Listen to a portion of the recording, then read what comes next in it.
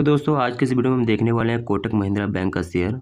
और आज इसकी चार्ट को हम लोग एनालिसिस करने वाले हैं और डिटेल में समझेंगे कि मार्केट में क्या हो रहा है। और वन बाय वन हम लोग देखने की कोशिश करेंगे कि मार्केट में कहाँ पर हम लोग बाई कर सकते हैं या बाई का सेटअप बन रहा है या नहीं बन रहा है। ठीक है, ये है हमारा मंथली टाइम फ्रेम है कि यहाँ पर सबसे पहले यहाँ पर हमारे लिए एक इम्पॉर्टेंट जोन भी है। ठीक है, इम्पॉर्टेंट जोन हमारा ये वाला पॉइंट है।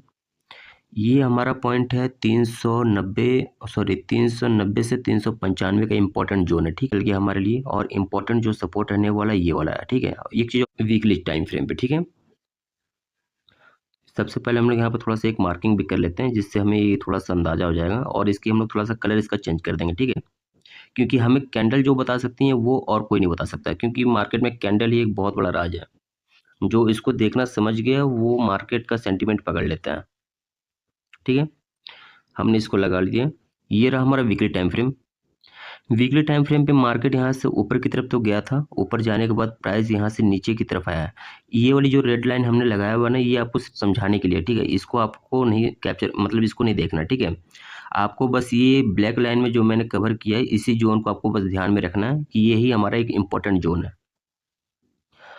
अब यहाँ पर अगर प्राइस इस वीक में प्राइस ने क्या किया है, इस हफ्ते जो अभी फ्राइडे, आज मैं ये जो वीडियो जो बना रहा हूँ वो आज संडे है। ठीक है, तो आज संडे के दिन मैंने वीडियो बना रहा हूँ। तो ये फ्राइडे के दिन जो मार्केट जो बंद हुआ है, ये मार्केट प्रीवियस कैंडल के जस्ट नीचे, प्रीवियस कैंडल की जहाँ पर क्लोजिंग हुई थी वहीं पर ये बंद हुई है। ठीक है, मतलब प्रीवियस कैंडल जहाँ पर क्लोज हुआ था वहीं पर ये वाली कैंडल आज खुद को भी क्लोज किया। ठीक है, मतलब दोनों की क्लोजिंग, एक की क्लोजिंग है, दूसरे की, दोनों की क्लोजिंग है। ठीक है, तो इसी ये समझ में आता है कि मार्केट यहाँ पर ना तो यहाँ पर भी बायर एक्टिव है और ना तो यहाँ पर भी सेलर एक्टिव है।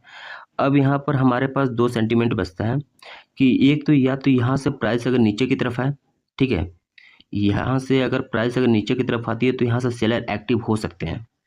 ठीक है, इससे वाले को मैं डिलीट कर देता हूँ, ऊपर वाले को। ये रहा डिलीट हमारा। ठीक है, अब हमें सिर्फ वीकली कैंडल को देखना है।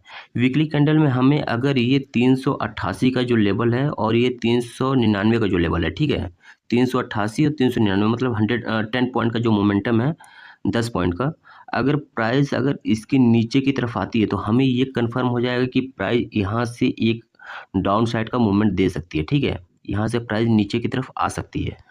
अगर वही कैंडल अगर इसके ऊपर की तरफ आती है, मतलब कल के दिन अगर मंडे के दिन मार्केट ओपनिंग होता है, अगर गैप डाउन होता है, अगर इसके नीचे की तरफ आता है तो यहाँ से एक चांस ये बन सकता है कि प्राइस यहाँ से नीचे की तरफ आ सकती है। ठीक है, वहीं पर अगर प्राइस अगर इसके ऊपर की तरफ ओपनिंग होती है, गैप अप खुलता है प्राइस, तो यहाँ से ये भी चांसेस हो सकता है कि प्राइस यहाँ से ऊपर की तरफ भी जा सकती है। ठीक है, तो हमें यहाँ पर दो चीज़ों को ध्यान में रखना है और जब तक कैंडल हमारी क्लोज नहीं हो जाती तब तक हमें कोई भी कंफर्म नहीं है कि प्राइस कहाँ जाएगी। ठीक है, अगर गैप डाउन खुलता है प्राइस, गैप डाउन खुलने के बाद अगर इस वीक यहाँ से अगर इस वीक प्राइस यहाँ पर अगर क्लोजिंग कर जाती है तो ये कंफर्म हो जाए कि प्राइस यहाँ से नीचे ही आएगी। ठीक है, अगर ऊपर की तरफ अगर क्लोजिंग करता है तो एक चांस ये बन सकता है कि प्राइस यहाँ से ऊपर की तरफ जाएगी।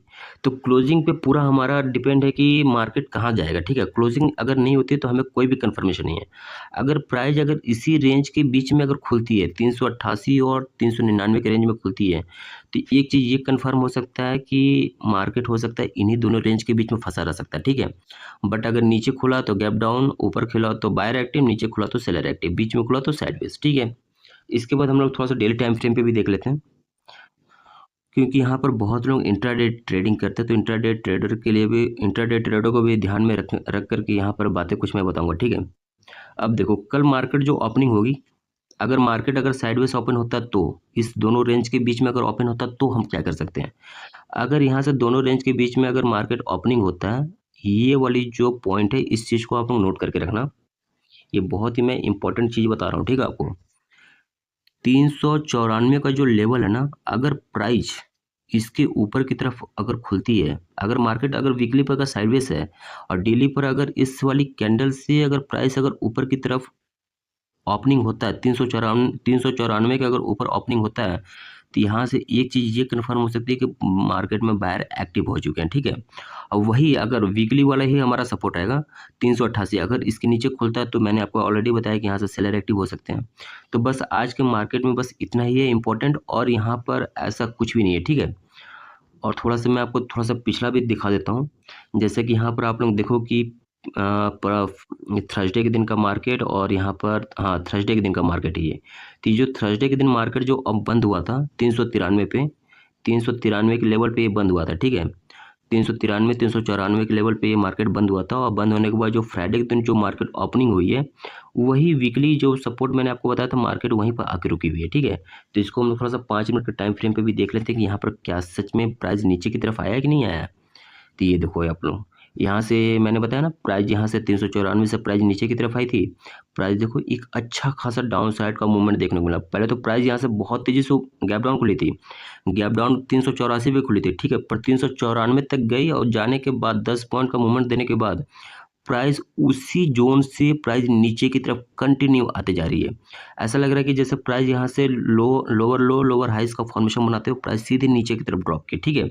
तो यही होता है ट्रेडिंग में सपोर्ट और रेजिस्टेंस को जानना। और गाइस जो मैंने वीडियो आपको बताया है, आपको ये 5 मिनट के टाइम फ्रेम पे बिल्कुल भी नहीं देखना है। ये उन्हीं लोगों के लिए मैंने बताया जो डेली टाइम फ्रेम पे जो इंट्राडे ट्रेडिंग करते हैं, ठीक है। अगर आप लोग इंट्राडे ट्रेडिंग नहीं करते हो तो आपके लिए मंथली वीकली जो मैंने ये 2 लेवल बताया ना, मंथली वाला और वीकली वाला, आपको बस इसी को ध्यान में रखना है, ठीक है। और किसी भी चीज़ को ध्यान में नहीं रखना है अगर आप लोग लॉन्ग टर्म के लिए इन्वेस्टमेंट करना चाहते हो तो, ठीक है। तो गाइस आज के लिए बस इतना ही, और अगर आपको वीडियो अगर हमारी पसंद है तो वीडियो को लाइक भी कर लिए और चैनल को सब्सक्राइब कर लिए, ठीक है। तो आज के लिए बस इतना ही, थैंक यू।